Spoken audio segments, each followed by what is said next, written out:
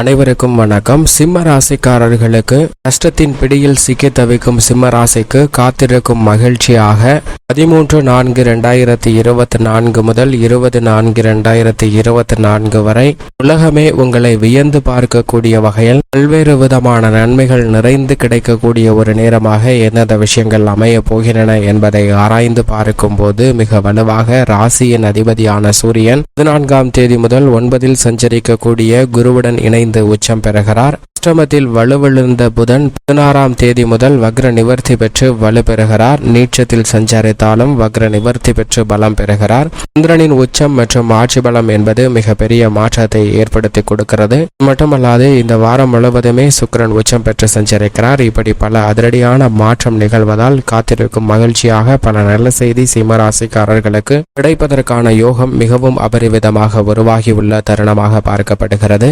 கஷ்டத்தின் பிடியில் சிக்கி தவிப்பவர்களுக்கு ஏப்ரல் மாதம் 13ஆம் தேதியிலிருந்து 20ஆம் தேதி வரை எப்படி அமைகிறது, இந்த தேதிகளில் கிரகநிலைகளில் ஏற்படக்கூடிய மாறுதல் என்ன என்று ஆராய்ந்து பார்த்தால் நிச்சயமாக சந்திரன் உச்ச பெயர்ச்சி, சூரியன் உச்ச பெயர்ச்சி, புதன் வக்ர நிவர்த்தி என அடுத்தடுத்து கிரகநிலைகளில் பல மாறுதல்கள் ஏற்படுகிறது. எனவே கஷ்டத்தின் பிடியில் சிக்கி தவிப்பவர்களுக்கு அதில் இருந்து வெளிவருவதோடு காத்திருக்கும் மகிழ்ச்சியும் உலகமே உங்களை உயர்ந்து பார்க்கக்கூடிய ஒரு நேரமாக அமைவதற்கான சாத்தியக்கூறுகள் மிகவும் அதீதமாக உண்டு. கிரகநிலைகளின் அமைப்பை ஆராய்ந்து பார்க்கும் போது இந்த தருணத்தில் மிகவும் வலுவாக சுக்கிரன் உச்சம் பெற்று சஞ்சரிக்கிறாருங்க.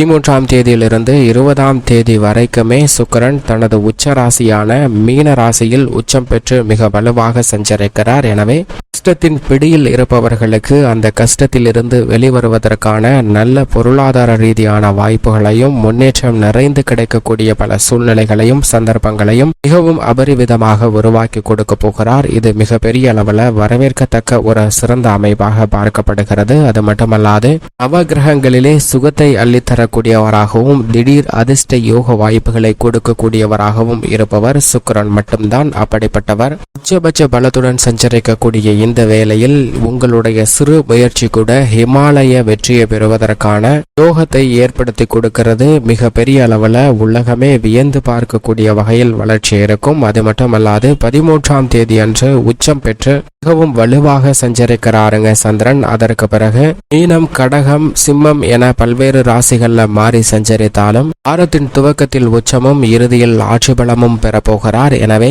இந்த தருணம் என்பது மிக பெரிய அளவில் சுக்கிரனின் உச்சநிலை இருக்கும் போது சந்திரனும் உச்சம் பெற்று ஆட்சி பலம் பெறுவது மிக பெரிய அளவில் வரவேற்கத்தக்க ஒரு அமைப்பாக பார்க்கப்படுகிறது. வளர்பறை சந்திரனாக கஷ்டத்தின் பிடியில் சிக்கி தவிப்பவர்களுக்கு நல்ல மாறுதலை ஏற்படுத்தி கொடுக்கக்கூடிய வலுவான அமைப்பில் வீற்றிருக்கிறார். எனவே உங்களால் நம்ப முடியாத அளவிற்கு வியக்கத்தக்க வகையில நல்ல பல முன்னேற்ற வாய்ப்புகள் காத்திருக்கும் மகிழ்ச்சியாக கிடைப்பதற்கான யோகம் உண்டு. அது மட்டுமல்லாது 14ஆம் தேதி முதல் சூரியனும் உச்சம் பெற்று குருவுடன் இணைந்து மேசராசியில் சஞ்சரிக்க போகிறாருங்க.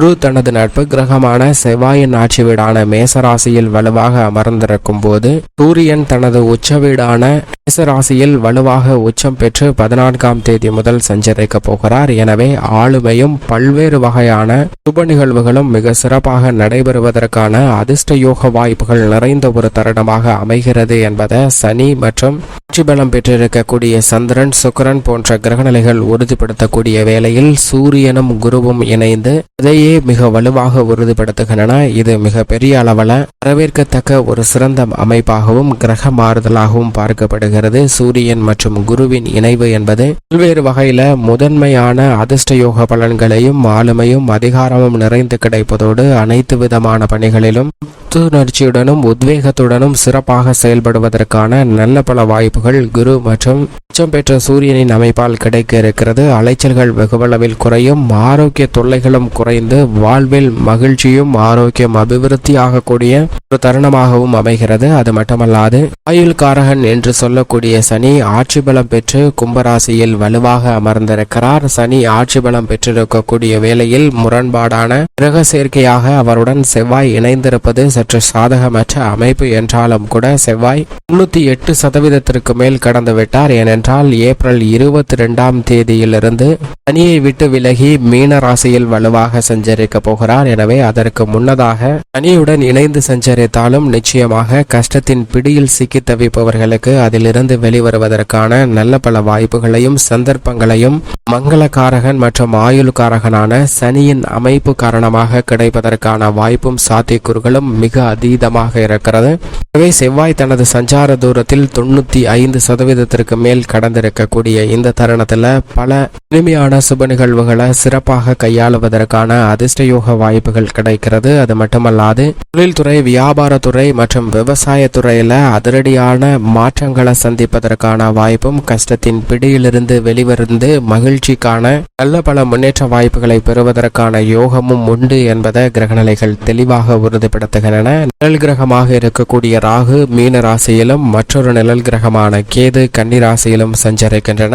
நிழல் கிரகங்கள் இந்த தருணத்தில் பெரும்பாலும் தங்களுடைய தாக்கங்களை குறைத்து கொண்டு நல்ல பல நன்மைகளை அள்ளி கொடுக்கக்கூடிய ஒரு வலுவான அமைப்பிற்கு மாறுகிறது. எனவே இது வரவேற்கத்தக்க ஒரு அமைப்பாக பார்க்கப்படுகிறது. வித்யாகாரகராக இருக்கக்கூடிய புதன் மிகவும் வலுவாக வக்ர நிவர்த்தி பெறுகிறார். 14/4/2024 முதல் வக்ர நிவர்த்தி பெற்று சஞ்சரிக்க போகிறாருங்க. புதன் உச்சத்தில் சஞ்சரித்தாலும் வக்ர நிவர்த்தி பெறுவது நல்ல வரவேற்கத்தக்க ஒரு அமைப்பாக பார்க்கப்படுகிறது. எனவே உணர்ச்சி வசப்படுதல், முன்கோபம் போன்றவற்றை குறைத்து ஆக்கப்பூர்வமான செயல்பாடுகளை வெளிப்படுத்துவதற்கான யோகம் நிச்சயமாக கிடைக்கிறது. நவ கிரகங்களின் அமைப்பு இப்படி இருக்க குடும்பம், உத்தியோகம், தொழில்துறை, பெண்மணிகள் என அனைவருக்கும் எப்பேற்பட்ட மாறுதல் ஏற்படுகிறது என்பதை சற்று விரிவாக பார்க்கலாம்.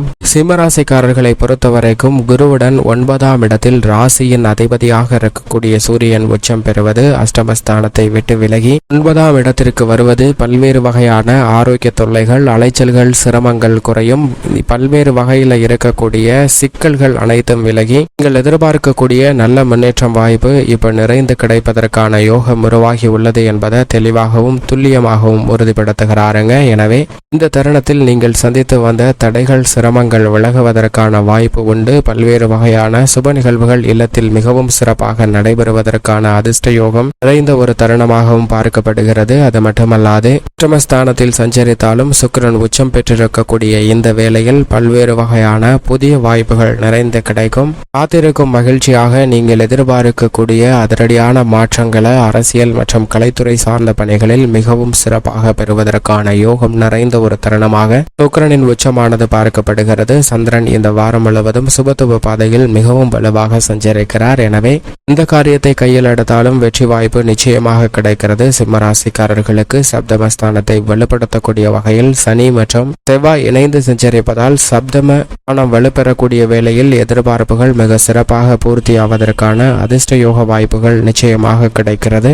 தடையோ தாமதமோ இல்லாமல் பல பணிகளை மங்களகரமான சுப நிகழ்வுகள் உட்பட பலவற்றை சிறப்பாக செய்வதற்கான யோகமும் உங்களுடைய சிறு முயற்சி கூட மிகப்பெரிய அளவில் வெற்றி வாய்ப்பை நிறைந்து கொடுப்பதற்கான வாய்ப்பையும் உருவாக்கி கொடுக்கிறது. ஆனால் ராகு மற்றும் கேதுவின் அமைப்பு சாதகமற்ற ஒரு அமைப்பாக அஷ்டமஸ்தானத்தில் பலம் பொருந்திய ஒரு தருணமாக பார்க்கப்படுகிறது. எனவே எதை செய்தாலும் பொறுமையுடன் கையாள வேண்டும், அவசரம் காட்ட வேண்டாம். அது மட்டுமல்லாது ராசிக்கு அதிநட்பு கிரகமாக இருக்கக்கூடிய புதன் அஷ்டமஸ்தானத்தில் வக்ர நிவர்த்தி பெறுவது சற்று சாதகமற்ற அமைப்பிலும் சாதகமான ஒரு அமைப்பாக பார்க்கப்படுகிறது. ஏனென்றால் அவர் வக்ரகதியில் சஞ்சரிப்பதை விட வலுப்பெறுவது நல்ல வரவேற்கத்தக்க ஒரு அமைப்பாக பார்க்கப்படுகிறது. மேலும் முன்கோபம், உணர்ச்சி வசப்படுதல் போன்றவற்றை தவிர்த்து ஆக்கப்பூர்வமான செயல்பாடுகளில் ஈடுபடுவதற்கான வாய்ப்பும் சந்தர்ப்பமும் உருவாகிறது. பெண்மணிகளை பொறுத்தவரைக்கும் குரு சுக்கிரன் இரண்டும் சிறப்பாக இருப்பதால் பெண்மணிகளுடைய எதிர்பார்ப்பு காத்திருக்கும் மகிழ்ச்சியாக அமையும். மேலும் இந்த தருணத்தை சாதகமாக மாற்றிக்கொள்ள நிச்சயமாக சிம்மராசிக்காரர்கள் வாரத்தில் ஞாயிற்றுக்கிழமை விரதமிருந்து அருகாமையில் உள்ள ஆலயம் சென்று தீபமேற்றி வழிபாடு செய்யுங்கள். நல்ல பலன் தங்களுடைய வாழ்வில் நிறைந்து கிடைக்கும்.